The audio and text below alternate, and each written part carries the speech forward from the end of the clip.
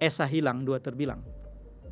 Sesuatu yang hilang satu jumlahnya itu bisa melahirkan sesuatu yang kurang lebih sama dalam jumlah lebih banyak.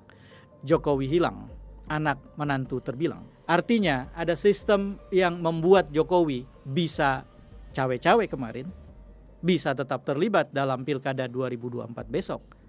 Apalagi sebelum terjadi pergantian presiden 20 Oktober 2024, ketika kewenangan masih melekat pada dirinya untuk membuat anak dan menantunya ada dalam pusaran kontestasi demokrasi di Indonesia. Jokowi menurut saya harus dikenang sebagai bapak nepotisme Indonesia. Ia amat sangat sayang keluarganya, sampai banyak orang yang mengkritiknya menganggap rasa sayang itu seperti menenggelamkan rasa sayangnya untuk Indonesia yang lebih besar.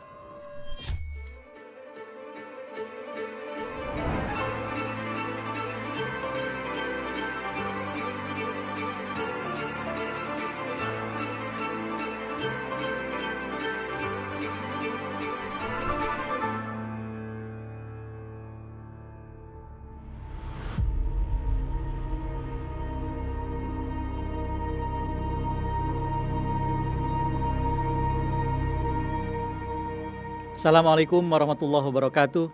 Berjumpa lagi dalam Keep Talking, Kang Eb bicara. Mari kita bicara soal Joko Widodo atau Jokowi. Apalagi yang mau dibicarakan? Yang kita bicarakan adalah Jokowi selepas 20 Oktober 2024. Sebagaimana sudah kita tahu, 20 Oktober 2024 adalah tanggal penting buat Indonesia.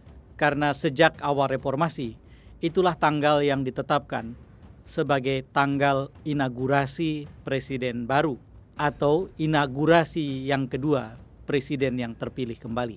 Kita sudah menjalani proses itu sejak awal reformasi tahun 98 dan 99 selepas pemilu pertama kita di masa reformasi dan terus berlanjut.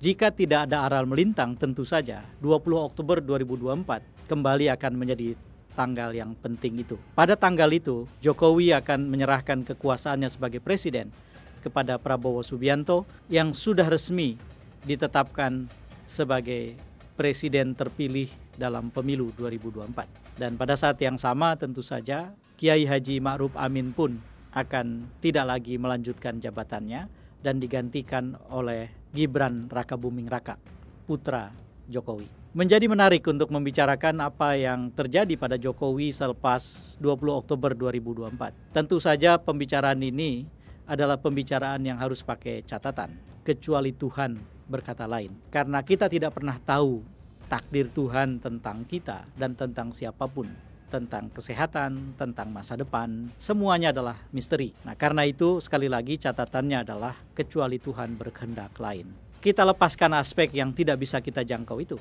Dan mari kita bicarakan dengan membedahnya dari beberapa sisi. Saudara-saudara, sisi pertama yang menurut saya penting untuk dibicarakan adalah 20 Oktober menandai berubahnya kekuasaan Jokowi dari seorang yang amat sangat berkuasa sebagai orang nomor satu di Republik ini menjadi mantan penguasa.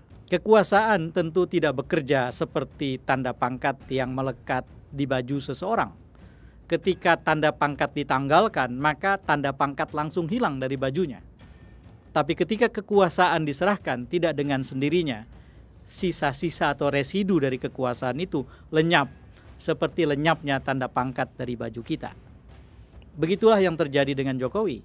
Artinya, Jokowi memang sudah tidak berkuasa sebagai presiden, tetapi selepas 20 Oktober, tentu saja Jokowi akan punya pengaruh. Inilah beda antara kekuasaan dan pengaruh. Pengaruh adalah bentuk lunak dari kekuasaan. Begitulah ilmu politik merumuskannya. Kekuasaan adalah bentuk yang lebih keras dari pengaruh. Kekuasaan itu punya daya paksa untuk membuat seseorang atau sekelompok orang mengikuti kehendak kita. Berkata, bertindak, dan melakukan segenap hal yang kita minta untuk ia atau mereka kerjakan. Atau ia dan mereka katakan. Tetapi ketika pengaruh, orang seperti punya keleluasaan dan kemerdekaan untuk mengatakan ya atau tidak. Itulah bedanya antara kekuasaan dan pengaruh. Orang yang berpengaruh tidak bisa memaksa dengan segala sumber daya yang melekat padanya untuk membuat orang tunduk pada dia. Tetapi orang yang berkuasa punya alat paksa karena sumber daya untuk memaksa ia miliki. Maka salah satu bagian yang sangat penting selepas 20 Oktober adalah hilangnya sumber daya atau kekuatan pemaksa dari Jokowi. Dari berkuasa menjadi pengaruh. Di dalam ilmu politik, salah satu sumber daya untuk memaksa yang amat sangat penting, krusial, namanya kewenangan, otoritas. Kewenangan adalah sesuatu yang melekat dan bisa digunakan oleh seseorang yang mencapai titik kekuasaan. Jika kita terpilih jadi pejabat publik, lalu kemudian menjadi penguasa di satu tempat, apapun levelnya, maka melekat pada kekuasaan kita itu kewenangan atau otoritas untuk melakukan sesuatu. Dan itu diatur dari mulai undang-undang dasar atau konstitusi hingga ke aturan-aturan lain yang paling rendah di bawahnya. Kewenangan terjaga dengan rapih pada orang yang berkuasa. Pada orang yang berpengaruh, kewenangan itu sudah hilang. Ia sama seperti hilangnya tanda pangkat yang dicopot dari baju kita. Kewenangan dengan sendirinya tidak lagi tersisa pada orang yang berpengaruh. Nah, karena itu, orang yang berpengaruh itu, jika pengaruhnya amat sangat besar, dengan kewibawaannya yang amat sangat tinggi, sebetulnya kerap kali bisa lebih didengar daripada orang yang berkuasa. Tetapi sebaliknya, orang yang punya pengaruh terbatas dikarenakan kewibawaan tidak ada pada dirinya, tentu saja daya dia untuk mengendalikan pihak lain menjadi amat sangat terbatas pula. Pada kasus Jokowi nanti kita harus lihat seberapa jauh Jokowi menempatkan dirinya dan ditempatkan oleh sejarah Indonesia sebagai mantan presiden yang punya pengaruh dan kewibawaan yang besar. Kalau pengaruh dan kewibawaan itu bertemu, maka tentu saja ia akan menjadi orang yang amat sangat penting untuk rentang waktu yang sangat panjang. Disitulah nanti pengaruh Jokowi sebagai mantan presiden akan bertemu dengan kekuasaan pihak-pihak yang lain. Yang terpenting tentu saja adalah kekuasaan presiden yang baru. Karena sebagai orang nomor satu di republik ini, presiden baru punya semua sumber daya yang tadi itu kewenangan atau otoritas untuk menolak atau menerima saran dari mantan presiden atau anjuran dari mantan presiden. Begitu juga dengan ketua umum partai, seperti misalnya Ibu Megawati yang dulu partainya PD Perjuangan menjadi tempat berkiprah atau tempat berlabuhnya Jokowi. Kewenangan sebagai ketua umum partai diatur dengan aturan-aturan yang ada pada partai itu, yang dipayungi oleh undang-undang kepartaian yang kita miliki. Tentu tidak sebesar kewenangan presiden, tetapi tetap itu adalah kekuasaan dengan sumber daya, kewenangan dan otoritas yang melekat padanya.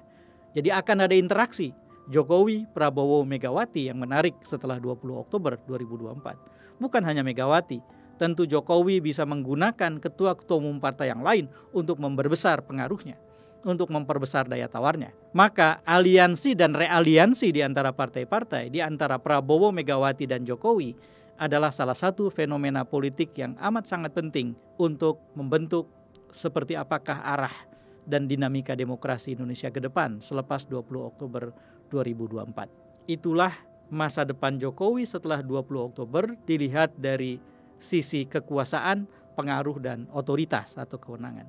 Bagaimana dengan aspek kelembagaan yang melekat atau yang ditempati oleh mantan presiden? Di Indonesia kebetulan tidak ada presiden di mana mantan presiden diberi tempat kelembagaan yang amat sangat tegas, kecuali pada Ibu Megawati.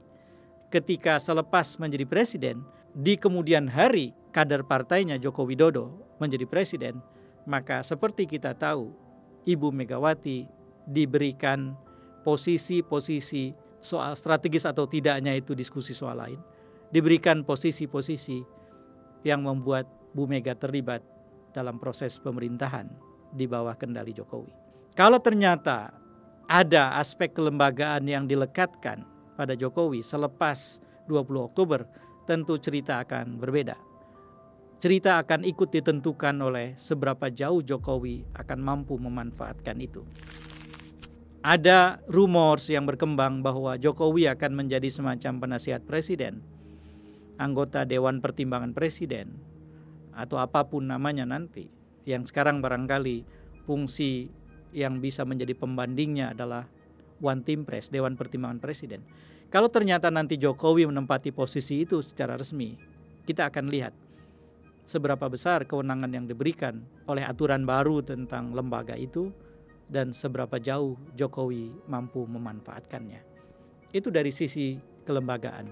Kalau ternyata memang ada lembaga di mana Jokowi akan punya kiprah baru dan ada kewenangan-kewenangan yang cukup leluasa yang bisa ia gunakan, tentu rumus pengaruh tadi bertambah. Bukan saja pengaruh plus kewibawaan, tetapi juga pengaruh, kewibawaan, dan otoritas seterbatas apapun itu. Dan ini akan ikut menentukan masa depan. Tetapi saudara-saudara, ada aspek lain, aspek ketiga yang menurut saya penting untuk kita bicarakan. Ada peribahasa lama yang barangkali banyak orang sudah tidak ingat lagi. Esa hilang, dua terbilang. Sesuatu yang hilang, satu jumlahnya, itu bisa melahirkan sesuatu yang kurang lebih sama dalam jumlah lebih banyak. Dalam pengertian yang positif, kebaikan yang hilang satu itu bisa melahirkan banyak kebaikan. Sebaliknya, sebetulnya keburukan yang hilang satu bisa juga melahirkan banyak keburukan. Jokowi hilang, anak menantu terbilang. Artinya ada sistem yang membuat Jokowi bisa cawe-cawe kemarin, bisa tetap terlibat dalam Pilkada 2024 besok. Apalagi sebelum terjadi pergantian presiden 20 Oktober 2024, ketika kewenangan masih melekat pada dirinya untuk membuat anak dan menantunya ada dalam pusaran kontestasi demokrasi di Indonesia dan kemudian mengantarkan mereka seperti sudah terjadi dengan Gibran pada posisi-posisi jabatan publik tertentu. Itulah yang saya bilang esa hilang dua terbilang. Jokowinya pergi tetapi anak dan menantunya datang. Jokowinya hilang dari pusaran utama tetapi di berbagai level anak dan menantunya terlibat dalam pusaran itu. Termasuk tentu saja yang sangat penting adalah Gibran Rakabuming Raka.